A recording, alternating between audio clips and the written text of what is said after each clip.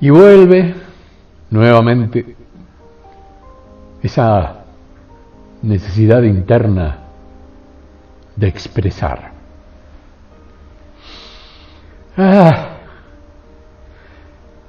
Es muy interesante comenzar a hablar sin tener un discurso previamente elaborado, fundamentado en una simple improvisación. Uno puede decir cualquier cosa y del otro lado podrán entender o no esa cualquier cosa. Lo cierto es que el silencio interior moviliza al estruendo exterior. Y digo estruendo porque a veces nos expresamos por encima de la lógica sonora. Y de acuerdo a cómo relacionamos las palabras, emitimos un discurso muchas veces incomprensible, incluso para nosotros mismos que lo estamos expresando, supuestamente en un estado de organización mínimo, como para decir, bueno, que suene coherente. ¿Y hasta dónde la coherencia comanda nuestras palabras? En general me he acostumbrado a responder sin previo aviso. O sea, no me aviso a mí mismo que estoy respondiendo. Digamos que abro el grifo y dejo salir el agua. Pero todos sabemos que el agua, hoy día en nuestras canillas, si vivimos naturalmente en un ámbito socialmente comprensible, como puede ser una casa, un departamento, digo comprensible dentro de los parámetros normales de la convivencia humana, bueno, el agua puede ser caliente o fría. Y dentro de lo frío puede ser muy fría, al punto de que se congele la cañería, o muy caliente o demasiado pasada de temperatura, al punto de que no podemos quemar cuando la tocamos por accidente, o cuando suele suceder que estamos duchándonos y nos olvidamos que el calefón estaba en 4.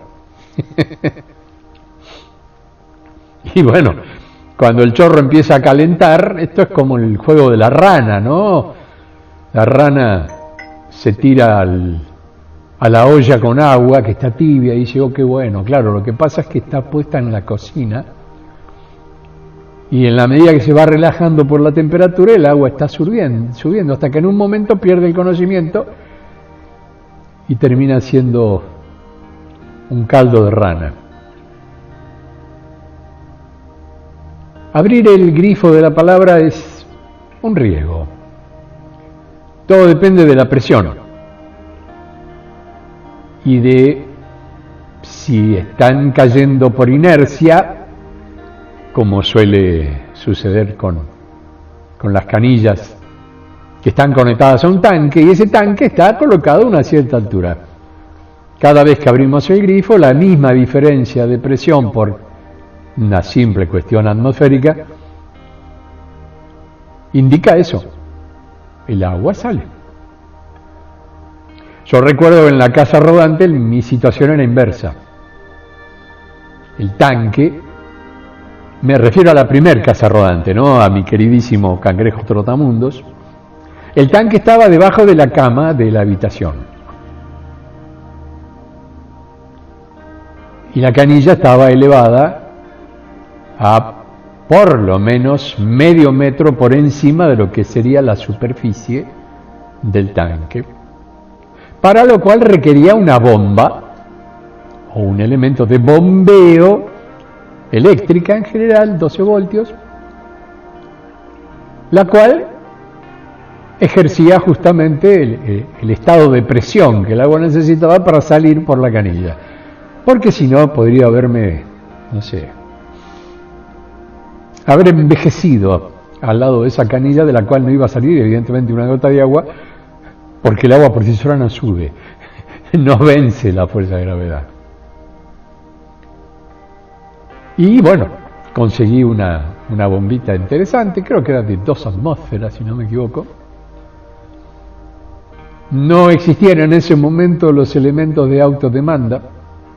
Hoy día vos abrís la canilla en una casa rodante, aunque el tanque de agua por supuesto, en general está por debajo de la altura de la canilla, pero al justamente abrir el grifito, una señal indica a la bomba encenderse.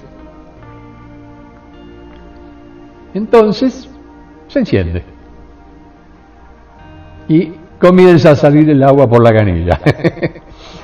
Algo realmente maravilloso al momento de necesitar una cierta presión. No es como para regar el césped, pero por lo menos sirve para llenar un vaso de agua o un recipiente para calentarla. Me pregunto a mí mismo a dónde quiero llegar con todo esto. Porque este ejercicio, el de la inspiración, insisto, lleva a la improvisación. Algo no previsto, o sea, no está planificado. ¿Por qué siempre se me ocurren ejemplos que tienen que ver con el agua? Yo recuerdo que cuando daba clases de fotografía, utilizaba el ejemplo hidráulico, como yo le decía. Por un agujero grande el agua sale con poca presión. A medida que vamos cerrando ese agujerito, aumenta la presión. Por ejemplo, cuando usábamos una manguera para regar, si la dejábamos así como tal y cual salía el agua, el chorro hacía una pequeña curva de salida y después ¡rum! Para abajo. Ahora, cuando poníamos el dedo en la punta de la manguera, o sea, reducíamos con nuestro dedo la capacidad de ese agujerito, el agua salía en menor cantidad proporcional, pero a mayor distancia. O sea, cuando tenía que regar la parte de arriba de los arbustos, ponía ese dedito y el agua salía con un chorrito, parecía un geyser. ¿Quién de nosotros no tomó alguna vez ese recaudo en el momento que estábamos, incluso lavando el auto? Cuando lo apretábamos de tal manera que la presión hacía que la costrita de barro que había debajo del guardabarros, que para eso está, la palabra lo dice, saliera con mucha facilidad y nos permitirá que quedara limpito. Bueno, bárbaro. Yo usaba el ejemplo hidráulico con los diafragmas de la cámara, me acuerdo. Cuanto más pequeño es el diafragma, mayor es la presión de la luz y en combinación con el sistema de obturación, que es el tiempo de exposición a la película, lo que llamábamos la profundidad de campo, o sea, el área de nitidez, era mayor, porque la luz entraba con otra presión. Si el diafragma era grande, el diafragma, recuerden que produce un efecto similar al de la pupila de nuestro ojo. En realidad fue tomado de esa misma pupila, como ejemplo me refiero, ¿no? O sea, se diseña un sistema de laminillas concéntricas que abren y cierran como un iris, como una pupila, y eso hace que cambie el volumen de ingreso de luz. Cuando ese agujerito es grande y la presión es menor, hay mayor desenfoque por delante y por detrás del objeto al que estamos poniendo en foco. O sea, corresponde la medida de ese objeto al interior de la cámara y moviendo el anillito del lente, esa parte la enfocábamos, pero ¿qué sucede? Lo de atrás y lo de adelante quedaba un poquito más fuera de foco. Hay un punto en toda esta historia de la física aplicada, caso óptico, como en este ejemplo que estoy poniendo del diafragma, que indica ciertas reglas sobre las cuales uno no puede evitar salir, sino que se tiene que quedar más o menos estratificado ahí como para entender que lo que vamos a terminar haciendo está bien enfocado o fuera de foco. En otras palabras, está bien nítido o totalmente borroso. Otra cuestión óptica que teníamos que tener en cuenta es la longitud focal del lente. Yo recuerdo que, de acuerdo a las reglas ópticas, el lente normal de una cámara indicaba que lo que yo veía fuera del ocular y después colocaba la cámara en mi cercanía de mi ojo, y no existía diferencia entre una imagen y la otra. Me refiero a las proporciones. Tenía un campo de visión que era igual entre lo que era mi ojo, mi visión humana y normal, y la normal de la cámara. Mientras las cámaras venían con un único lente o lente fijo, bueno, hasta ahí veníamos tranquilos. Todo salía de acuerdo a como la cámara lo planteaba, y si en algún momento necesitábamos que el objeto sea más grande, la única opción que teníamos era o acercarnos caminando en el momento de la toma, lo cual en una montaña y a la distancia es un tanto complicado, o bien ampliar. Ahí aparece la famosa palabra ampliadora, que era un proyector que nos permitía en el papel imprimir un pedacito de la imagen, lo cual era más o menos similar a habernos acercado. Porque si el pedacito era un cuadradito de 2 centímetros por 2 centímetros, pero que ocupaba todo el tamaño del papel, ese cuadradito de pronto agrandaba y cubría todo el papel. Eso, función de la ampliadora. Similar a lo que es un proyector de diapositiva, pero apuntando para abajo. De hecho, yo he usado proyectores de diapositiva, estos simples, sencillos, cuando no tenía plata para comprar una ampliadora. Armaba un armatoste con un carpintero amigo que le decía poneme una base y un portacaños con algo que regule para arriba y para abajo, y yo el enfoque, como el proyectorcito no tenía grandes opciones, lo hacía acercando o alejándolo. Todo un tema, porque la foto tenía unas aberraciones ópticas, especialmente en los bordes, que eran una cosa de loco. Pero bueno, artísticamente, digamos que uno se las rebuscaba como para, con los pocos elementos que contaba, lograr el objetivo, que era tener una fotografía más o menos razonable de aquello que nos interesaba como punto objetivo de la misma, ¿no? O sea, si era un rostro y yo quería resaltar los ojos, pues ampliaba los ojos, o la sonrisa, o solamente la cabecita, el rostro, y dejaba parte del cuerpo fuera de campo, porque lo que me interesaba era el rostro. Dentro de las ópticas, y hablando de lo que se conoce como profundidad de campo, o sea, dónde está el punto focal y dónde están los desenfoques, por delante y por detrás, eso varía de acuerdo a que el lente sea normal, gran angular o teleobjetivo.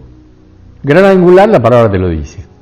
El ángulo de visión está ampliado, y esto es como si tomaras un chicle y lo estiraras. Sé que suena medio asquerosito, pero bueno, sería esa un poco la idea. ¿Qué sucede con la parte del medio? Se achica. Y si viéramos los bordes que tenemos apretados con los dedos, se agranda. El ejemplo del chicle me permitía dar la opción de que con un gran angular entran más elementos dentro de la misma superficie fotográfica, pero por supuesto tienen que ser más pequeños, porque si no, no entrarían. Cae de maduro. Si tenés un recipiente para 1 litro de agua, no podés echar 3 litros, no, echás 1 litro y listo. Y si no, los otros se van a rebalsar, correcto, hasta ahí venimos bien. Con el teleobjetivo el ángulo es menor, es como que se achica. Por lo tanto, en el mismo tamaño proporcional, que sería la película, hoy día el chip de la cámara, ingresan menos cosas. Y ahí es donde la concentración en un punto determinado en la distancia requiere que lo de atrás no se vea en foco. A eso se le conoce en la técnica como enfoque diferenciado. Uno puede, digamos, discernir el tamaño y a partir de ese discernimiento lo que va a entrar va a estar correcto y lo demás se va a ver borroso. Ahora, el tiempo, y ahí fue maravilloso cuando, me acuerdo en mi vieja cámara de cine de 16 milímetros al principio, conseguí un pequeño lente zoom. Que zoom es una palabra que se utiliza para estos elementos con los que grabamos en nuestras conversaciones por internet, pero en el momento de inventarse el zoom era zoom, la imagen se ampliaba, o sea, achicaba sin cambiar el lente. Y yo recuerdo para las fotografías sociales era maravilloso, porque ponía el lente a menos de normal y entraban la pareja de novio con los tíos. Si quería ver la carita de los dos cuando se miraban con todo cariño, cerraba y el teleobjetivo me permitía, desde el mismo lugar en el que estaba parado, sin invadir la intimidad del momento, ampliar ese pedacito y ahí los tengo a los chicos dándose el besito en primerísimo plano. Y ahí viene que en cine se utiliza esa palabra plano justamente para indicar las diferencias de enfoque. Un plano general no es un plano que tiene varias estrellas y está comandando una brigada, sino que ocupa el total. Por ejemplo, un paisaje. El paisaje sería un plano general. Un plano medio sería, en el caso de tomar vamos a tomar el humano como modelo, más fácil, así no nos vamos a estar a la montaña, porque en una montaña sería una vista general. Ya se supone que el horizonte está a unos cuantos kilómetros, por lo tanto, bueno, de donde estamos abarca todo ese paisaje maravilloso. ¿Quién de nosotros no se paró en un mirador cuando está yendo por un camino de montaña y ahí tiene el paisaje perfecto? Bueno, eso sería una vista general. Si tomamos al ser humano desde los pies hasta la cabeza, sería un plano general. Se ve completo. En cinematografía se utiliza mucho el plano 3/4, que es de la rodilla para arriba. O sea, no se ven los pies, pero sí se ve desde la rodilla para arriba. Ese sería un plano 3/4. Un plano medio sería de la cintura para arriba, o de la cintura para abajo si lo que nos interesa es mostrar un pantalón, por ejemplo, en un producto de venta. Un plano medio corto sería de la altura del corazón para arriba. Un plano corto o primer plano sería el rostro. Y un primerísimo plano serían los ojos. De esa manera cubrimos el cuerpo humano en todas sus facetas, facetando las posibilidades de qué parte de ese cuerpo humano nos interesa mostrar con mayor énfasis. Hasta ahí venimos tranqui con respecto a lo que significaría un proyecto contado por un fotógrafo, o sea yo, y aquellos que están escuchando del otro lado y se están preguntando qué tiene que ver lo que estás hablando con Micael y todo lo demás. Y tiene mucho que ver. Porque bien decía el antiguo refrán que las cosas son según el color del cristal con que se miran. Si el cristal está oscuro, se ve mucho menos, y que si estuviera totalmente claro. Si el cristal es rojo, todo lo que veamos será rojo. Si el cristal es azul, otro tanto, o amarillo, otro tanto. Hay un color dominante. En las cuestiones espirituales hay filtros que nosotros mismos construimos para disimular ciertas cuestiones. Si de pronto no queremos sentirnos dañados o perjudicados por alguna situación, el propio La propia prudencia a través de la supervivencia o el miedo al daño nos indica cerrar el diafragma, hasta cerrarlo completamente, hasta quedar en una oscuridad. ¿Por qué? Porque se supone que estamos cerrados y ahí adentro estamos protegidos. En realidad lo que estamos es presos de nosotros mismos, de nuestra propia intención. A veces vemos las cosas del color que en ese momento se nos ocurre. ¿Por qué? Porque mentalmente queremos verlo de esa manera. Y ese monotonal, ese tono único, nos impide ver matices. Esto es así porque yo digo que es así. O lo veo así porque yo sé que las cosas son de esta manera y no pueden ser de otra. Por lo tanto, cerramos el capítulo diciendo que todo es rojo, todo es verde, todo es azul o todo es negro. Listo, no hay punto de discusión.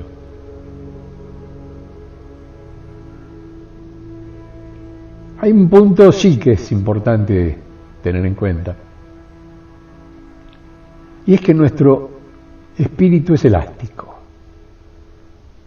Entiende las cosas de primera, pero utiliza una herramienta para que nos llegue al punto de comprensión que no es otra que la mente.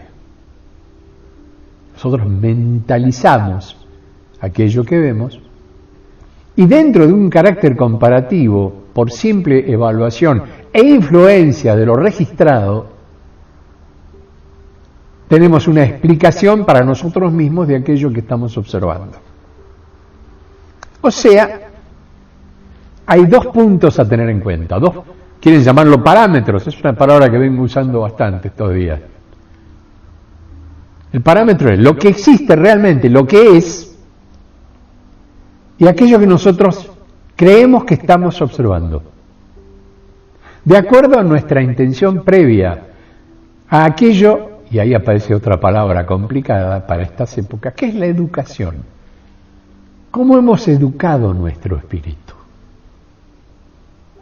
¿De qué manera está condicionado para ver las cosas de determinada forma, de determinada intensidad de color, o de calor, o de distancia al objeto?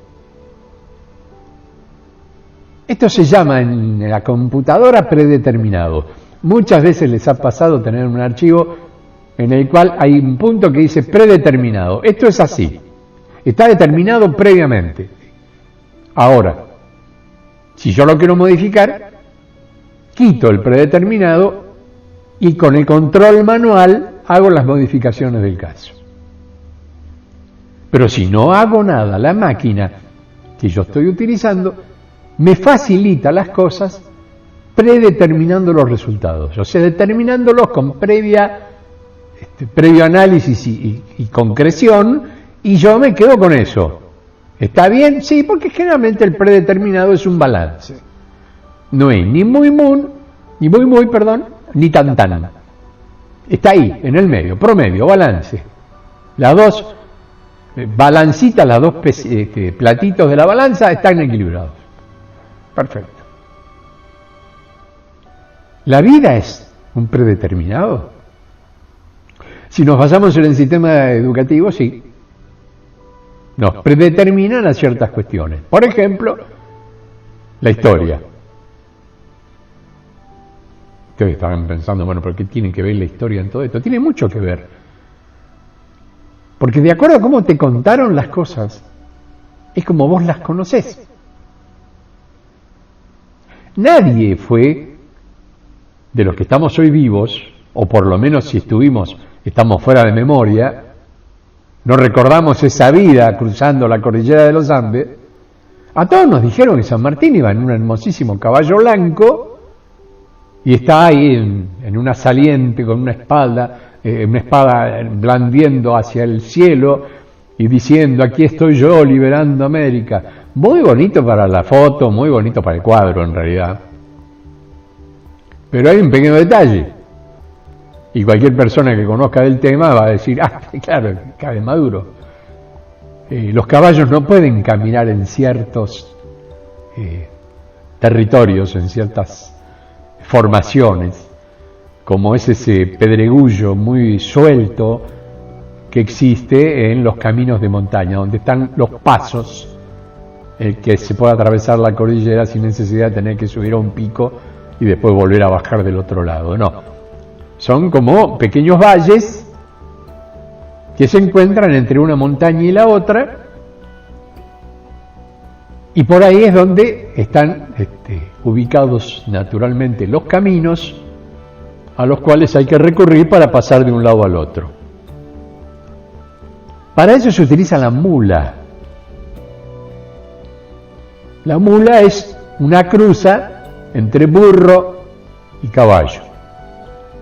Tiene la fuerza física del caballo y la inteligencia del burro. ¿Cómo que? Pará, Julito, si cuando vos en la escuela te decían que eras un burro es porque no. Bueno, eso es una forma muy triste de degradar a uno de los animalitos más inteligentes de la creación. El burro. Que yo creo que debe ser por envidia, porque ver un caballo de carrera al lado de un burro, bueno, la diferencia atlética, ¿no? El otro, ya sé, burro, ¿cómo andás? Y el burro lo mira como diciendo, y aquí estoy, orejeando un rato. Fuera de este paso de comedia, evidentemente, y volviendo al queridísimo y admirado general don José de San Martín, jamás podría haber cruzado la cordillera de los Andes montado en un caballo. Porque el caballo se hubiera desbarrancado de la forma más absurdamente estúpida, llevándose con él al general y a lo que venga. Por lo tanto, él cruzó en una mula. Es más, cruzó en una camilla atada a una mula, porque estaba muy enfermo. Muy pocos tramos pudo hacer montado en su silla de montar, ¿no? En general era la típica camilla, extendida por 2 palos, porque ni ruedas se podían usar, porque las ruedas patinaban. En cambio, con el palo se iba haciendo un surco. Y ese surco, dado lo blando del territorio, formaba como una vía a la inversa. En lugar de ser una vía como la del ferrocarril, que sale a partir de la superficie, acá es al revés. Acá se hunde en la superficie y mantiene una cierta estabilidad en el artefacto sobre el que está recostado, ni más ni menos que nuestro querido general. Pero si la cosa era condicionar lo heroico de la campaña, poner al héroe entre 2 palos y unas pieles, siendo arrastrados por una mula, a ver, ¿qué imagen del héroe le voy a dar a los niños a los que les quiero expresar?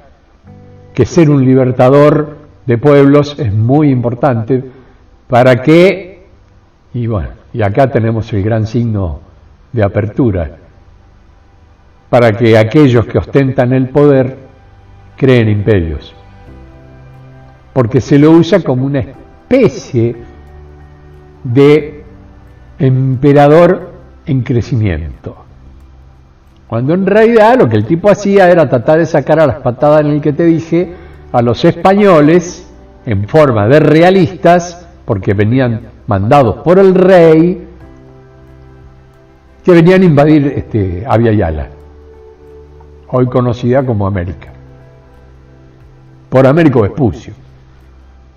Yo sigo llamándola Abya Yala, la tierra sin mal, por supuesto en idioma aborigen, ¿no?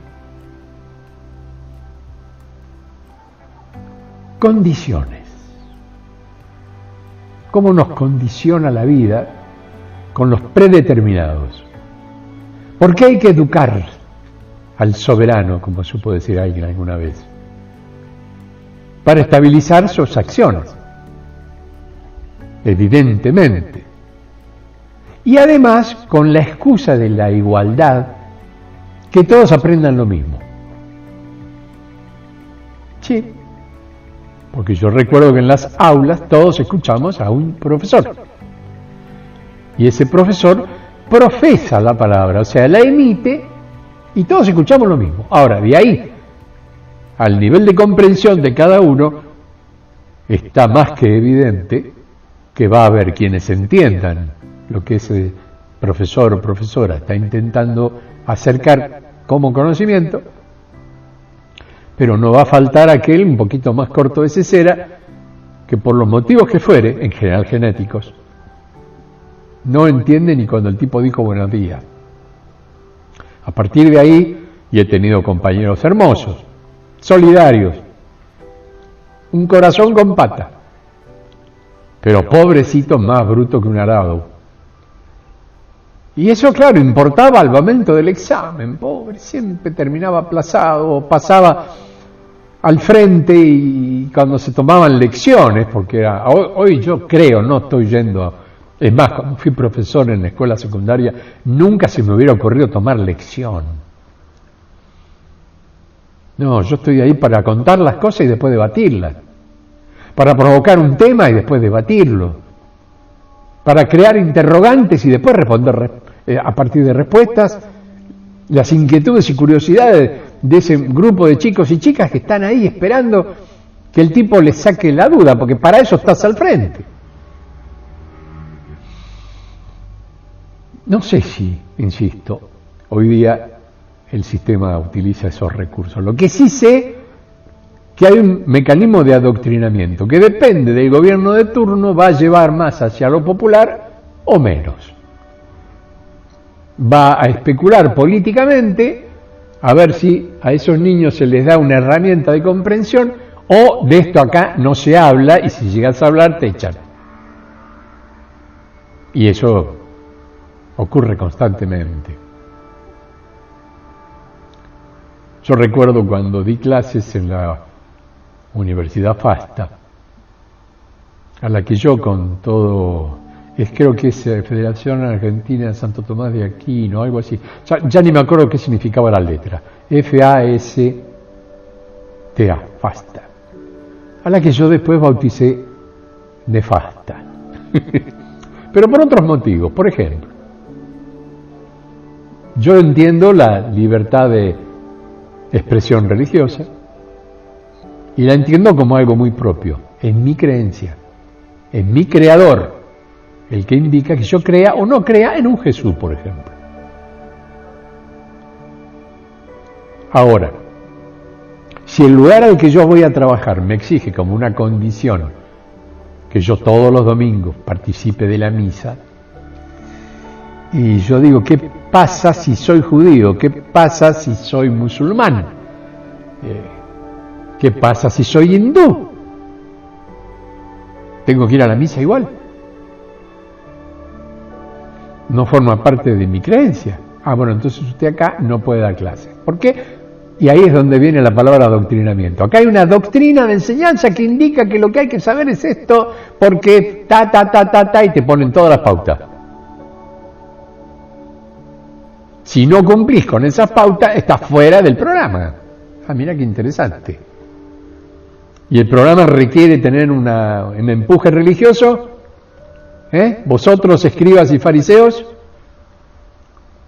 Y parece que sí. Cuando yo me negué, en una de las clases me acuerdo que una alumna muy católica, pero muy católica, o demasiado católica, me preguntó por qué yo no concurría a la misa de los domingos. Hacía muy poco tiempo, hacía menos de un mes que estaba, 2 semanas, que estaba dando mis clases sobre técnica audiovisual aplicada, lógicamente, sobre guionística, narración audiovisual, era la materia en sí, pero yo la hacía abarcar diferentes áreas, ¿no?, que tenían que ver con la musicalización, la obtención de imagen, todo lo que yo aprendí en mi experiencia como audiovisualista, como documentalista. Me pareció interesante poder poner, entraba el 3er año recién en ese momento en la universidad de la carrera de Ciencias de la Comunicación. Entonces como sabían de mis antecedentes como creador del primer programa de Ciencia de la Comunicación Universitario, porque lo hice dentro de mi instituto, que fue aprobado en su momento, que después me quitaron por supuesto todo, como educación terciaria aplicada en especialización en técnicas audiovisuales, sin, digamos, tener como mínimo antecedente que yo, en la Facultad de Ciencias Turísticas, cuando tenía 19 años, era adjunto de cátedra en técnicas audiovisuales en primer año. Por lo tanto, venía con una experiencia, miércoles. Está bien, jovencito. Bueno, pero yo acá ya no era jovencito, ya tenía más de 40 años. Bueno, pero siguiendo con lo de la niña, me pregunta por qué yo no voy a misa. Yo digo, porque yo no creo en los ritos. No creo en la repetición cansina de oraciones, salvo cuando están dirigidas a un objetivo determinado, que tiene que ver con la sanación, que tiene que ver con el progreso espiritual. Entonces sí, utilizo el mantra, utilizo la música, utilizo el Om como sonido universal. Bueno, me miraba con ojitos como diciendo, ¿cómo estoy escuchando semejante barbaridad? Pero atacó por el lado más fácil, que es el lado visual. Porque yo de palabra, bueno, evidentemente, como ustedes ya me conocen, creo, si hay algo que tengo como posibilidad es hablar. Fíjense que ya hace un montón de minutos que estoy hablando sin tener nada más que mi imaginación funcionando a través de el grifo abierto. Pero toda esta melange que yo voy haciendo de manera improvisada es lo que mi querido hermano me indica como improvisación y más que nada como inspiración. A ver, ¿qué decís? Es como si fuera un stand-up, como se hacen hoy día en el teatro, pero sin un guión previo. Siendo guionista, pucha, me sentiría mucho más cómodo que estas palabras surgieran dentro de un orden preestablecido, pero no, me la juego así. Si en este momento hubiera una imagen, me verían recostado en mi camita, como siempre mirando para el lado del cielo raso, con mi pequeño grabador digital conectado con un micrófono corbatero para que no haga ruido, porque el otro día me hacía ruido porque tenía los auriculares y cri, cri, cri, cri, cri, cri. Entonces me di cuenta que no, que con el corbatero voy mejor. Bueno, listo. Es lo único que tengo como elemento visual.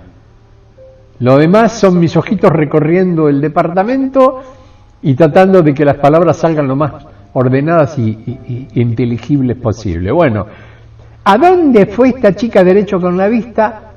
A algo que ustedes suelen ver colgado en mi pecho, por mi cuello, que es la cruz de Jerusalén. Me indica, ¿por qué, profesor, usted utiliza la cruz de Jerusalén? Que está solamente autorizada para ser llevada por el Papa. Perdón, digo yo. Sí, dice, esa cruz no la puede usar cualquier persona. Y yo pregunto, ¿por qué? Porque es como que representa un símbolo. Dice, el Papa lleva la cruz crística con el Señor Jesús, pero en la tola, esa que se corre, que se llama así, es como si fuera una especie de echarpe largo, muy emperifolado con hilo de dorado, etcétera, etcétera, etcétera. Ahí está la cruz de Jerusalén, que es la que tiene las 4 crucecitas adentro, encuadradas en una cruz más grande, céntrica, no excéntrica como sería la cruz de castigo, que en este caso propone al querido hermano ahí colgando ridículamente de ese artefacto. Y yo le digo, bueno, está correcto, el Papa y yo la usamos. O sea, eso y escupir el asado, como decía un amigo, era exactamente lo mismo. A partir de ahí arrancó una campaña contra mi persona, que terminó con mi despido del ámbito de la universidad. No fue nada divertido porque en ese momento, bueno, necesitaba trabajo. Estaba pasando, como en general ha ocurrido en mi vida, con situaciones económicas un poco adversas a mi realidad prevista, como es la de comer y darle de comer a mi familia. Así que estaba en condiciones de decir, quedé otra vez sin laburo. Yo recuerdo que mi mujer en ese momento me mira y me dice, sos un echado de virtudes. Echado del verbo echar, porque lo que sería la pequeña palabra armada en esa frase, dechado, o sea que te sobran las virtudes. Bueno, a mí me echan porque me sobran las virtudes. Digamos que fue una frase inteligente de la alemana. Estuvo muy piola con eso. Y me quedó. Cada tanto me acuerdo que soy un echado de virtudes y por lo menos sé que tengo virtudes. Una de ellas es decir lo que siento, lo que no pienso. Porque a veces digo sin pensar. Si yo pensara lo que estoy diciendo, muchísimos problemas hubieran sido evacuados de mi vida, hubieran sido aislados y no me hubieran traído problemas. Cuando entiendo que eso es el espíritu crístico, cuando uno habla como quien hace trapecio sin red, sin estar preocupándose de los resultados de la palabra. Cuando me paro en las escalinatas del templo y grito, vosotros escribas y fariseos, vosotros manga de cretinos que están mandando al muere en una sociedad, matándola de hambre, de necesidades, solamente por el hecho de rendirle cuentas al imperio. La diferencia entre el flaco Jesús frente al templo de los señores de la religión en ese momento, los Caifases y compañía, el Sanedrín, y lo que hoy podría ser un loco como yo gritando en el Congreso o frente a la Casa de Gobierno, es más o menos lo mismo. ¿Cuál es la verdad de la intención en este momento en cada uno de los que ejecutan estados gubernamentales a nivel mundial? Rendir pleitesía a los imperios, a los poderosos, a los que tienen las armas, a los que te pasan por encima y te aplastan como cucaracha por el solo hecho de decir, lo hacemos y punto, y no tenemos que pedir permiso. Y yo te prohíbo volar encima de tu territorio porque creo que vos sos el capo del terrorismo y el narcotráfico, entonces me frego en el resto de la población y por no agarrar a un tipo, destrozo a todos los demás que conviven en ese lugar por ser aliados o no. Al poderoso imperio no le importa lo que pasa por debajo. Si no, no sería imperio, no se impondría. El imperio se impone. Y se impone en general por la fuerza. Entonces los gobiernos débiles, llevados por débiles mentales, evidentemente, actúan de esa manera. Alguien me dijo el otro día, ay Julito, me lo dijo por escrito naturalmente, en un mensaje, yo me sonrío. Me causa mucha ternura. Me dice, ay, yo con vos bárbaro, pero cuando te pones a hablar de política es como que me voy. Como dice, dejo de escuchar. Bueno. Yo no hablo de partidos, hablo de política. Es como que no hablo de santos, sino que hablo de religión, que abarca todo. La política es esto que estoy haciendo en este momento. Es el diálogo del todos con el todos. Por ahora yo emito la palabra, pero una vez que esto ya esté expuesto en el video de hoy, bueno, va a llegar a las orejitas de muchos. Y algunos dirán, estoy de acuerdo con lo que dice este loco. Y otros dirán, otra vez la burra al trío se pone a hablar en contra del gobierno y bla, bla, bla. Y qué sé yo, el espíritu crístico, un Cristo era un rebelde, amores míos. Un Cristo no era de derecha, tampoco era de centro, porque era un tipo comprometido. El que está en el centro es tibio. Esto es como, ¿viste? Cuando el regulador del agua de la ducha, si lo pones al medio, entra 50% de agua fría, 50% de agua caliente. es un tibio. Está regulado proporcionalmente a las dos temperaturas. Si le das un poco más hacia lo frío, evidentemente te va a agarrar el fresquete. Si lo vas llevando para el lado de lo cálido, ¡ah, la República del Uruguay! Me quemé todo. Bueno, listo. Buscás un punto intermedio, un 3/4 de caliente, vamos a ponerle. 25 de frío, 75 de caliente. ¿Querés 60-40? Vamos por un 60-40. Listo. Pero es un caliente no tibio. Y eso en general en la política ingresa por el lado de la izquierda, no por el lado de la derecha. Como ocurrió en ese famoso congreso en la Francia, bla, bla, bla, los que se sentaban de este lado eran los gentiles, los señores poderosos eran la derecha. Y de este otro lado estaba el pueblo y era la izquierda. Y yo no entiendo un ser popular de derecha, no me cierra, porque no le da el target, como se dice hoy día, una palabra muy cool, muy culta.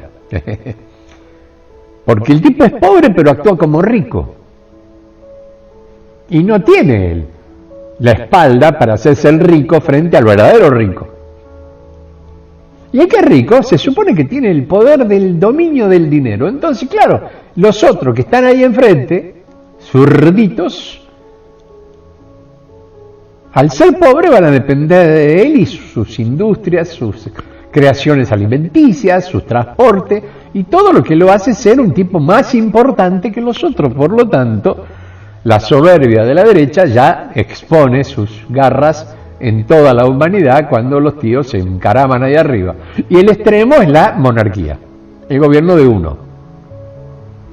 Porque una democracia de derecha todavía se puede llegar a conservar en un esquema, por eso se llama conservador también. Conservador es el que no avanza demasiado, que se queda ahí como diciendo, esto es lo que necesitamos, de acá en más, lo demás es un mal gasto, lo demás está de más. Hay que mantener el equilibrio, llamarlo fiscal, llamarlo como vos quieras. Entonces, por encima de eso, estás mal gastando. Por debajo de eso, la gente se muere de hambre.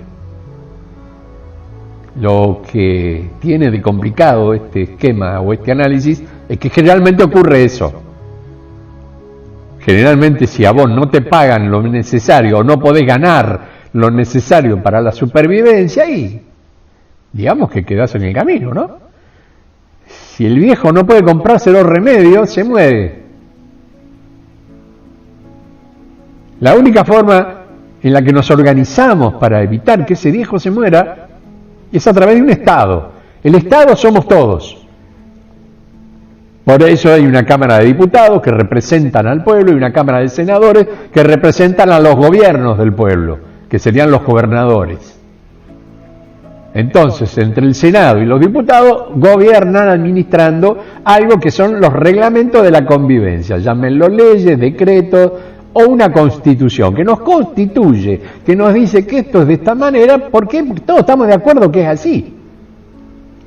Después hay un poder ejecutivo que ejecuta, que hace funcionar las cosas, pero si no cree en el Estado las cosas no funcionan. Por lo tanto, un ejecutivo que no ejecuta no es un ejecutivo, es una ameba, una cosa informe que está ahí navegando. ¿Entendieron? Bueno, si no entendieron, porque la ameba no se entiende. Si sos el chofer, mete primera y aceleremos. No metá marcha atrás, papi, porque tenés tránsito atrás, ¿viste? Y el semáforo indica que tenés que avanzar y te están tocando las bocinas. ¿Te diste cuenta, sordo? No, pero si el plan es obstruir el tránsito, bueno. Julito, seguís hablando de política. Sí, porque eso es una forma de interpretar la supervivencia de los que no pueden sobrevivir, la supravivencia de los que se ven totalmente beneficiados y una inmensa, tremendamente inmersa mayoría que está como en un partido de tenis. Pelota va para un lado, pelota va para el otro, pelota va para un lado, pelota va para el otro hasta que queda en la red y otra vez el saque. El flaco era un rebelde, siempre lo fue. Y lo fue del momento que dijo, Tenemos que volver a la Judea. ¿A qué? A cambiar el paradigma. ¿Correcto? ¿Y cómo se hace eso? No sé. ¿Cómo que no sabes? No sé. Porque no depende de mí. Yo tengo que dejar una impronta. La impronta está en ustedes.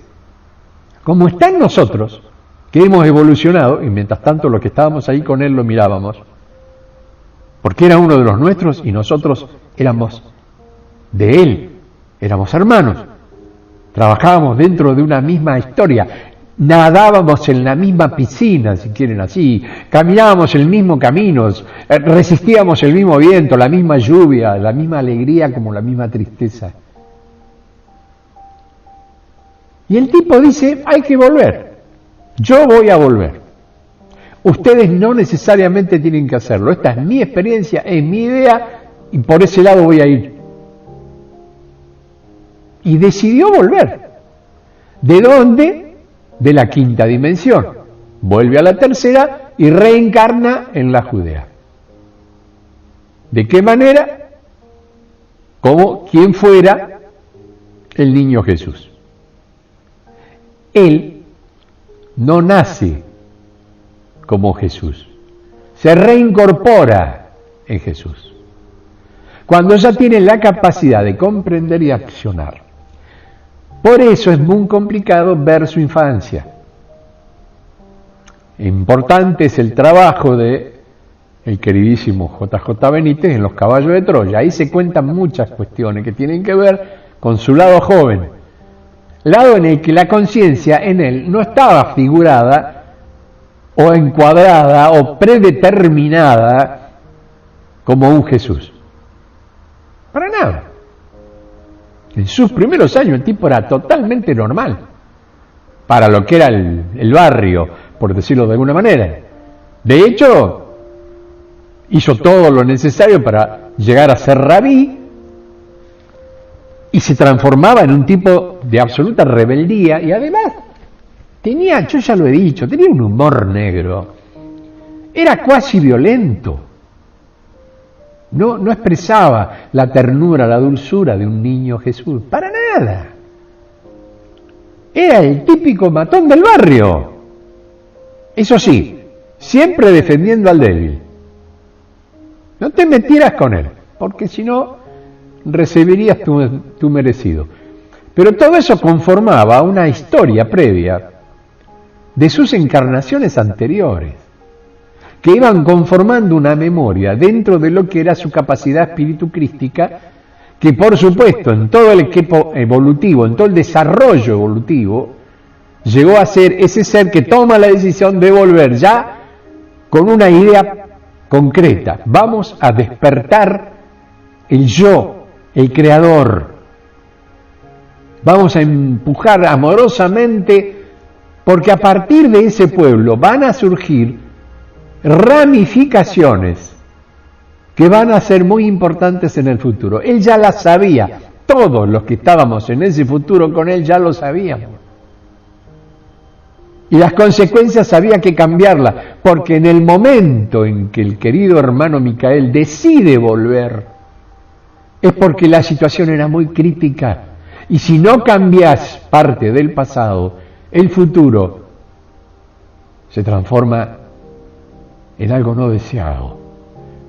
Y el deseo de un futuro se planta en un presente, fundamentado en la no repetición del pasado.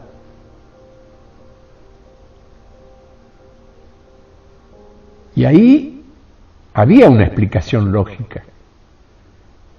Ahí podíamos decir estamos de acuerdo con él. Pero el resultado era, no vas a poder cumplir. ¿Por qué? Porque la maduración de un movimiento de esas características ocurre de la misma manera que el añejamiento de un vino, con el tiempo. Y ya no es una uva la que tiene que formar el vino, tienen que ser muchas. y todas combinadas dentro de un mismo concepto. Quienes entendían eso para el dominio del pueblo conformaban templos, entre comillas, o instituciones que se dividían entre el dominio del hombre por el hombre mismo, la religión, y el dominio del hombre por las armas, que era más rápido y efectiva, pero mortal. Mientras por un lado uno equipaba el espíritu, entre comillas, porque de espíritu no se hablaba de doctrina, dogma y forma. Por eso la mayoría de los sacerdotes eran políticos, serían los políticos de hoy día. No había partidos. Sí había tal vez facciones, pero las facciones en general estaban muy atomizadas entre los ricos y los pobres. Porque la riqueza y la pobreza no es un invento de esta época, viene de los siglos por los siglos. Y los militares utilizaban naturalmente esa fuerza para tener su hegemonía de poder. Cuando se combinaban las dos, y eso ya era, bueno, el Senado romano, las, digamos, facciones religiosas junto con los romanos en la Judea, conformaban un mecanismo de poder sobre el cual no había muchas formas de lograr un enfrentamiento. Por eso se esperaba la llegada de un Mesías, ¿no? Alguien que dijera basta, salgamos de esta esclavitud. Esclavitud que los propios ya habían pasado en la época de Egipto. No nos olvidemos que de aquí venía toda la tradición mosaica y lo que ya conocemos. Por lo tanto, a partir de un cambio, desde ese momento en adelante, se sembraría la semilla del Creador, que ya viene de fábrica, pero no tiene germinador. La idea de Micael era: germinemos esa semilla. A sabiendas de que esto iba a ser malinterpretado, porque a pesar de que él siempre repite que el proyecto fracasó, hay una cierta picardía en su palabra. No fracasó, se tomó su tiempo. Como el agua, para volver al principio. Si el agua no circula, se estanca y se pudre. Aunque la podredumbre del agua sea una biótica extraordinaria, ese estancamiento deriva de una forma de vida o formas de vida que se autosustentan en ese estancamiento, pero que comienzan ciclos de reproducción, vida y muerte, hasta que un día el agua desaparece. Ya no puede contener vida, sea cual fuera, sea bacteriana, no importa. Son esas aguas oscuras, que al principio son verdes, pero con el tiempo se van oscureciendo, se van densificando. Y así es como funciona una sociedad cuando se estanca.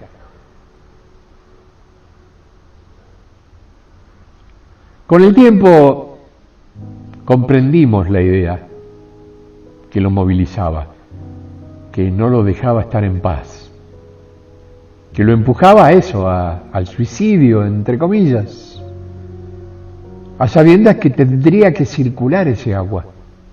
Al principio como un par de gotas perdidas, hasta transformarse en una tormenta en la que el aguacero cae y arrasa, fuerte, potente, llena los cuencos, limpia las mugres y se expande. Se transforma en el torrente del río de montaña.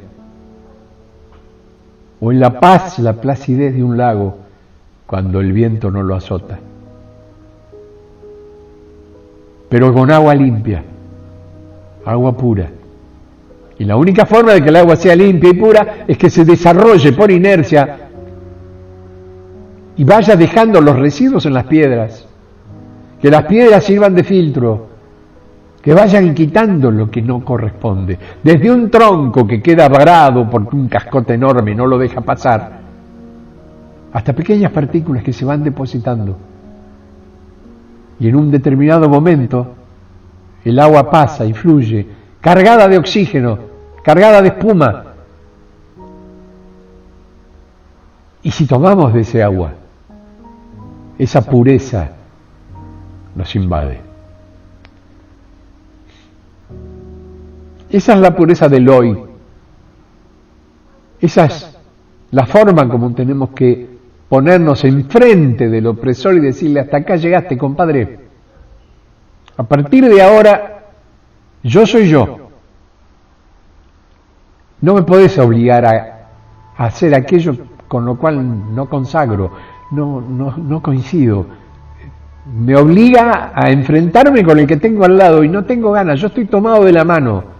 O mejor, tenemos nuestros brazos entrelazados y somos una pared por la que no van a poder pasar.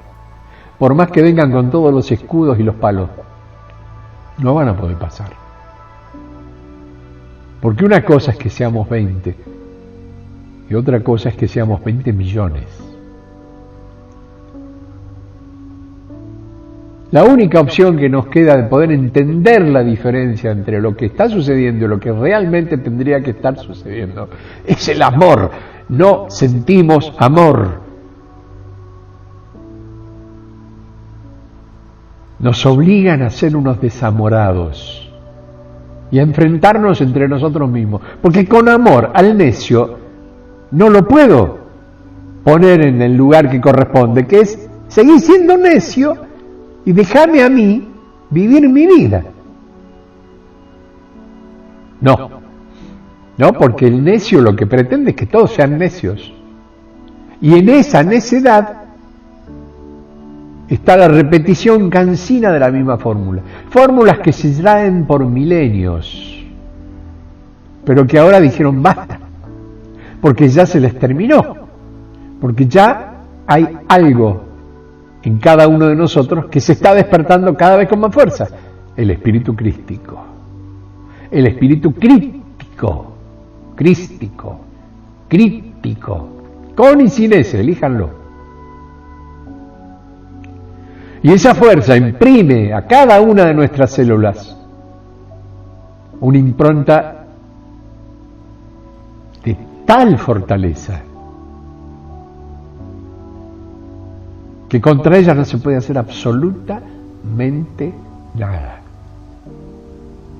Lo único que le queda a esta sociedad en decadencia es autoconsumirse y evaporarse, porque ya es agua podrida.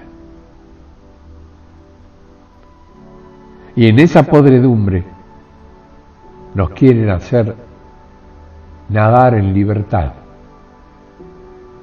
Y eso es poco menos que imposible. Porque cuando se va el agua queda el pantano. Y cuando el pantano se seca están las arenas movedizas. Y una vez que entraste en una fosa de arenas movedizas, salvo que alguien te tire un palo o una soga, te hundís indefectiblemente.